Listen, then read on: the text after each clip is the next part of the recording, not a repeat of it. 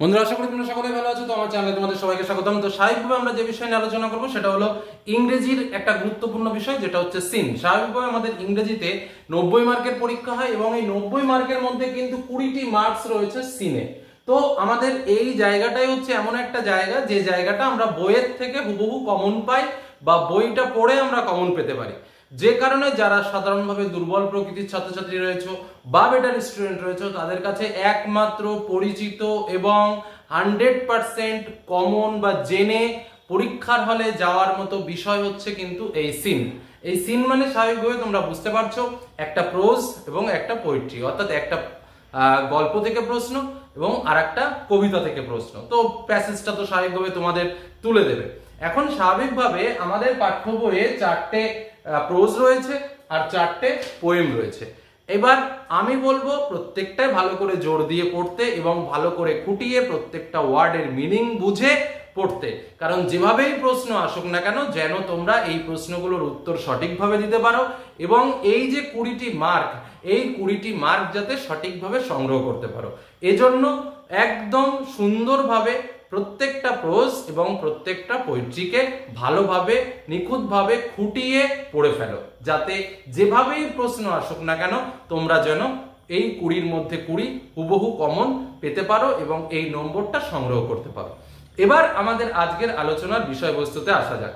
বিষয়বস্তুটা হচ্ছে এই যে 4টে রয়েছে আমাদের প্রোজ আর 4টে রয়েছে পোয়েম, এই 4টের থেকেও কিছু পরিমাণ কম আমি তোমাদের করে দিচ্ছি। সেটা কি দেখো, দ্য ক্যাট যেটা হচ্ছে তোমার, এটা 2025 সালে চলে এসছে যথারীতি, যে কারণে স্বাভাবিকভাবে প্রশ্নে রিপিটেশন হয় না, ফলে দ্য ক্যাট কিন্তু এবছর অর্থাৎ 2026 সালের পরীক্ষাতে আসার সম্ভাবনা নেই, একদম স্পষ্ট বললাম।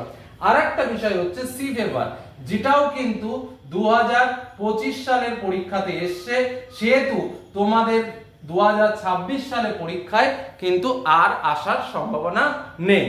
এবার বাদ বাকি দেখো যে 3টে রইল, অর্থাৎ father self, the passing away of বাপু এবং আওয়ার রানওয়ে কাইট। 3টেই কিন্তু ইম্পর্টেন্ট। অনেকে বলবে যে এবার সব থেকে ইম্পর্টেন্ট হলো তোমার যেটা, সেটা হচ্ছে আওয়ার রানওয়ে কাইট। আমিও বলছি যে 2026 সালে সব থেকে বেশি ইম্পর্টেন্ট আওয়ার রানওয়ে কাইট। কেন সেটাও যদি জিজ্ঞাসা করতে হয় সেটাও বলে দিই। কারণ 2024 সালে এসেছিল ফাদার সেলফ আর 2023 সালে এসেছিল দ্য পাসিং অ্যাওয়ে অফ বাপু। সেই হিসেব করে তোমাকে অনেকেই বলবে যে আওয়ার রানওয়ে কাইটটা ইম্পর্টেন্ট, শুধুমাত্র আওয়ার রানওয়ে কাইটটা খুব ভালো করে পড়ো, বিশেষ করে ইউনিট 2 এবং 2টা, বিশেষ করে ইউনিট 2টা খুব ভালো করে পড়ো।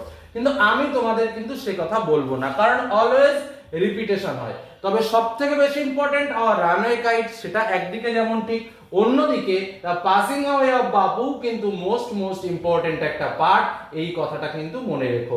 এই দুটো অংশ, বিশেষ করে the passing away of Bapu R hour runway kite, কোনো অংশ যেন বাদ না যায়। তাহলে কি স্যার ফাদার সেলফ পড়া লাগবে না? ওরকম কোনো ব্যাপার নেই। কারণ দেখো তোমাদের একটা কথা বলি, সি ফেভার যেটা 2025 সালে এসেছিল, সেটা কিন্তু আবার 2023 সালেও এসেছিল। 2024 সালে কি এসেছিল? মাই ওন ট্রু ফ্যামিলি 2024 সালেও এসেছিল।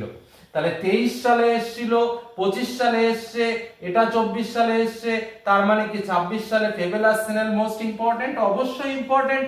এই দুটোর মধ্যে আসার সম্ভাবনাটা প্রবল রয়েছে। তাহলে কি স্যার মাই ওন ট্রু ফ্যামিলিটা পড়া লাগবে না? সেটা কখনো না, এটাও ভালো করে পড়বে। অর্থাৎ অনেকে অনেক রকম কথা বলবে যে একটা পড়ো, মাত্র একটা পড়েই তুমি কমন পেয়ে যাবে। আমি তোমাদের সেটা বলবো না। আমি তোমাদের একদম ফ্র্যাঙ্কলি বলবো যে 3টে বাদ রয়েছে, অর্থাৎ father self, the passing away of বাপু এবং আওয়ার রানওয়ে কাইট, এই 3টেরই খুব ইম্পর্টেন্ট পার্ট। বিশেষ করে আমি বলে দিই, ফাদার সেলফের 2 এবং 3 নম্বর ইউনিট, পাসিং অ্যাওয়ে বাপুরও তাই 2, 3 নম্বর ইউনিট, আওয়ার রানওয়ে কাইটের 1 আর 3 নম্বর ইউনিট মোস্ট ইম্পর্টেন্ট। তার মধ্যে হ্যাঁ, যদি বলো যে সব থেকে বেশি ইম্পর্টেন্ট আওয়ার রানওয়ে কাইট, সেটাও আমি বলছি, কিন্তু তাই বলে এটা নয় যে শুধুমাত্র আওয়ার রানওয়ে কাইটটা পড়তে হবে। এদিকে সব থেকে বেশি ইম্পর্টেন্ট কোনটা তোমাদের জন্য? সব থেকে বেশি ইম্পর্টেন্ট হচ্ছে দ্য স্নেল। এটা একদিকে যেমন ঠিক, তার সঙ্গে আমি আবারও বলে দিচ্ছি ফেভারটাকেও খুব গুরুত্ব সহকারে পড়বে, এবং মাই ওন ট্রু ফ্যামিলি যেটা রয়েছে এটাকেও কিন্তু গুরুত্ব সহকারে পড়বে। তবে যেটা আমাদের অভিজ্ঞতাতে মনে হয় যে এবছর তোমাদের দ্য স্নেল এদিক থেকে মোস্ট ইম্পর্টেন্ট, এবং এদিক থেকে আওয়ার রানওয়ে গাইড, এই দুটো হচ্ছে সব থেকে মোস্ট ইম্পর্টেন্ট যে বিষয়টা রয়েছে সেটা তোমাদের বললাম। বোঝা গেল কি বললাম? এবার আসা যাক স্যার আমাদের এখান থেকে কেমন কি প্রশ্ন আসবে। এবার আসি, দেখো এই পোস্ট থেকে আমাদের 12 মার্কের প্রশ্ন আসবে, আর এই পোয়েম থেকে আমাদের 8 মার্কের প্রশ্ন আসবে। মোট 12 আর 8 মিলে হচ্ছে আমার 20 মার্কের প্রশ্ন। এই 8 মার্কের, এই 12 মার্কের যে প্রশ্ন তার মধ্যে এমসিকিউ প্রশ্ন আসবে 5, এবং তোমরা জানো যে তোমাদের প্রশ্নের উত্তর লিখতে হয়, এমসিকিউ করার জন্য ঘর করা থাকে, এই ঘরের মধ্যেই টিক চিহ্নটা দিতে হবে, বাইরে বেরোলে হবে না, অর্থাৎ খুব সাবধানে দেবে। 5টাই এমসিকিউ থাকে, এক্সট্রা কোশ্চেন থাকে না। এসএকিউ কোশ্চেনে 3 মার্ক থাকে, এখানে কজ এফেক্ট দিতে পারে বা ডাইরেক্ট কোশ্চেন দিতে পারে। আর ট্রু ফলস এর 2 2 4 মার্কস থাকে, অর্থাৎ শুধু ট্রু বা ফলস সেটা লিখলে 1 মার্কস করে, এবং তার সাপোর্টিং স্টেটমেন্ট যদি তুমি দাও বা প্রশ্নে বলে দেবে যে তুমি ট্রুটা বললে সেই ট্রুটা বলার অ্যাকচুয়াল কারণ কি, তার জন্য তোমার যে প্যাসেজটা দেবে সেই প্যাসেজ থেকে একটা অংশ তোমাকে সেখানে লিখে দিতে হবে, যেটাকে বলা হয় সাপোর্টিং স্টেটমেন্ট। অর্থাৎ এই লাইনটা দেখে আমি বুঝতে পেরেছি যে উপরের বাক্যাংশটি সত্য বা মিথ্যা, এটাকেই বলা হয় সাপোর্টিং স্টেটমেন্ট। সেটার জন্য তোমাকে ট্রু ফলস লিখলেই মার্কস, এবং তার সাপোর্টিং স্টেটমেন্ট দিলে আরো এক এক করে, অর্থাৎ এখানে হচ্ছে 4 মার্ক, এসএকিউতে হচ্ছে 3 মার্ক, এবং এমসিকিউতে হচ্ছে 5 মার্ক। এই হলো আমাদের প্রোজ থেকে 12 মার্ক। আর পোয়েম থেকে আমাদের রয়েছে এমসিকিউতে রয়েছে 4 মার্ক, আর 2 মার্কের দুটো প্রশ্ন দেয়, অর্থাৎ 4 মার্ক। এই এমসিকিউটাতে কিন্তু ঠিক একই রকম ভাবে কোনো অর দেয় না, শুধুমাত্র প্রশ্নগুলো দিয়ে দেয়, টিক চিহ্ন দিতে হয় ঘরের মধ্যে। আর 2 মার্কের কোশ্চেন লেখার জন্য জায়গা দেয়, সেখানে আমাদের লিখতে হয়। অনেকে লিখতে লিখতে বাইরে চলে যায়, অতটা বাইরে যাওয়ার দরকার নেই, সঠিক উত্তর লেখার জন্য এনাফ জায়গা দেওয়া থাকে, অর্থাৎ ওইটুকুর মধ্যেই সুন্দরভাবে লিখলেই ফুল মার্কসটা পাওয়া যায়। এই হলো আমাদের 2026 সালের পরীক্ষার্থীদের জন্য ইংরেজির প্রথম অংশ, অর্থাৎ সিন।